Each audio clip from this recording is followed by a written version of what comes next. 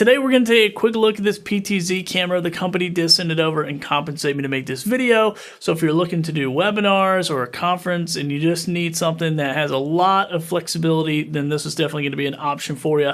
Let's take a look at what comes in the box, and then I will set this up and we'll do a little demo of it. So first of all, you do get the camera. You get this nice remote that's going to control the whole thing. I'll show you that in a second. You also get the cabling that you need. So you get a little Ethernet cable. You get a 3.0 USB-A to their adapter here on the back. That's going to plug right into your computer if you want to. You also get the power supply, the mounting supplies, and then even a little wall adapter here for the Ethernet.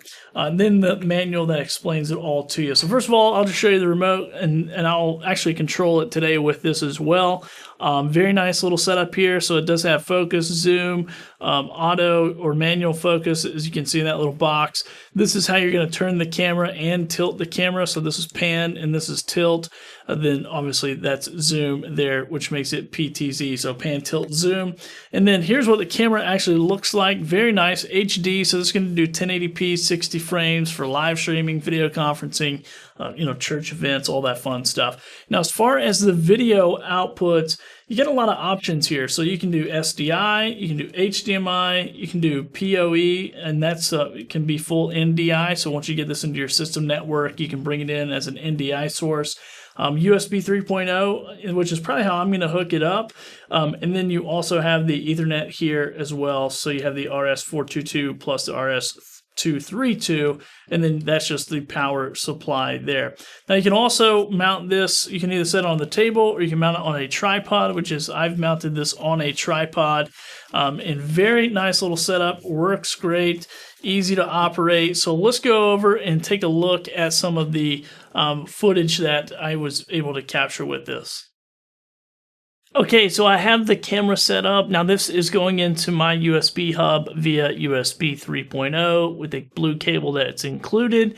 Very easy to set up. My software recognized it immediately, and also my software recognized it as a PTZ camera, so it gave me the ability to have full control with the PTZ controllers inside of my software, which I thought was pretty neat. And then also it does have the remote, which I showed you already, and this is how I'm going to control it in this video. But if you do have software, video software that gives you the PTZ controls, then that can definitely be an option for you. But I'm going to be using the remote today, so just to show you, first of all, that you can do PTZ. So you can tilt it here, then you can pan. So I'll show you a pan in just a second. So you pan this way, pan back, and you can see it's got a lot of room here. Now it is set up to autofocus, so you just saw the focus. I kind of do a little focus, breathe, and focus.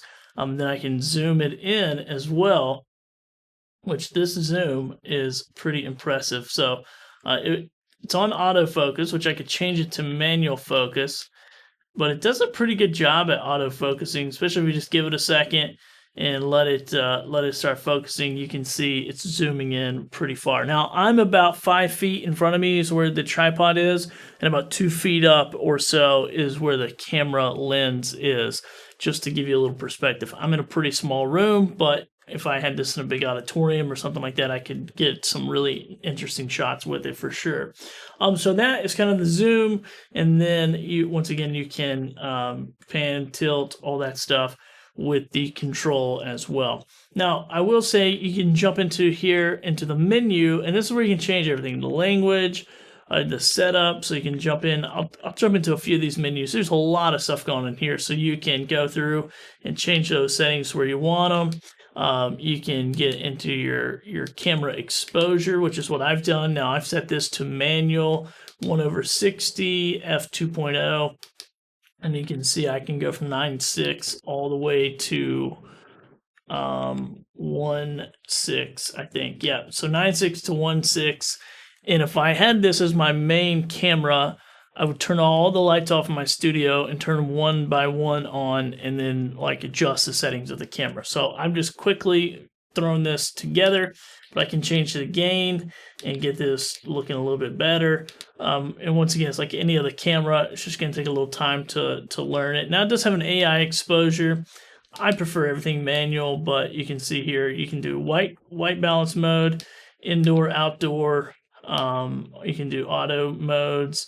You can jump into manual and figure that out as well. Let's just jump in. We'll just change it to one of these. Okay, we'll just do auto white balance. Image, brightness, contrast. One thing I did want to show you is the flip.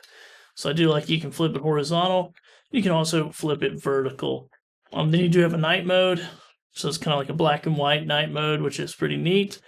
And then you do have some gamma options as well. So you got a few different gamma options, and then a de-zoom on and off. So let's see, focus. You can do auto or manual, but you can also do auto and manual right here with the red auto and then blue manual mode. But you can set up your autofocus zone, so you can say it's the top, say it's the center, or the bottom, or all. You can do that. You can do autofocus sensitivities like in the middle, high, or low. So middle, high, and low for autofocus sensitivity, and then near limit, far limit, or AI focus. So you do have a lot of control. You get noise reduction, you get color style.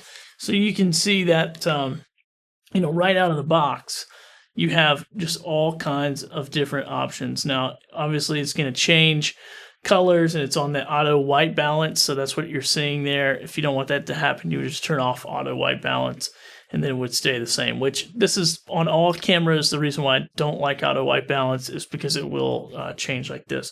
But so far, pretty impressed. I did connect this with HDMI as well. So I went HDMI into a capture card, right into my computer, no problem.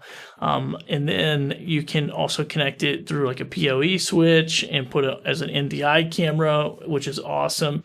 I did not do that because I didn't have a switch with me, but so far impressed that you can just plug it in with the USB cable and you can have it right into your software and use it for a live stream camera, conference camera, basically any kind, fancy webcam if you want to, but high quality, very good build, easy to set up, easy to use. Hope this video helps.